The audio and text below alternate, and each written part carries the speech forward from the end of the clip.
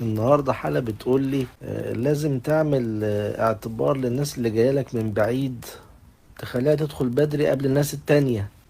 فقلت لها هو انت جايه منين؟ قالت لي انا جايه من المنيا. قلت لها المنيا؟ ده المنيا دي جنبنا هنا، وانت فاكراني اجنبي ولا ايه؟ ده انا عارف بلاد الصعيد كلها. انا كنت زمان يمكن معرفش بلاد الصعيد مين قبل مين ومين قريب ومين بعيد، بس خلاص انا دلوقتي عندي ناس كتير من الصعيد بتتعالج عندي فعارف. فانت ابن المنيا جنبنا هنا خطوتين، بني مزار ومغاغة والمنيا نفسها. انما امال اللي قبلك اللي جايه من جنة هتقول ايه؟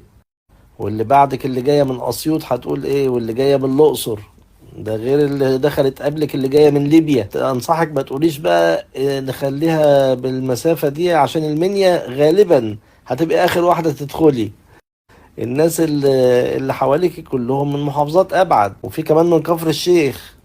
طب كفر الشيخ اقرب ولا انتوا؟ قام جوزها قال لي لا، كفر الشيخ المواصلات بتاعتهم بتخليهم يجوا في وقت طويل. قلت له طب خلاص ما تقولوش تاني بعد كده ان المحافظات البعيدة تدخل الاول، اللي هيدخلوا كلهم قبلكم.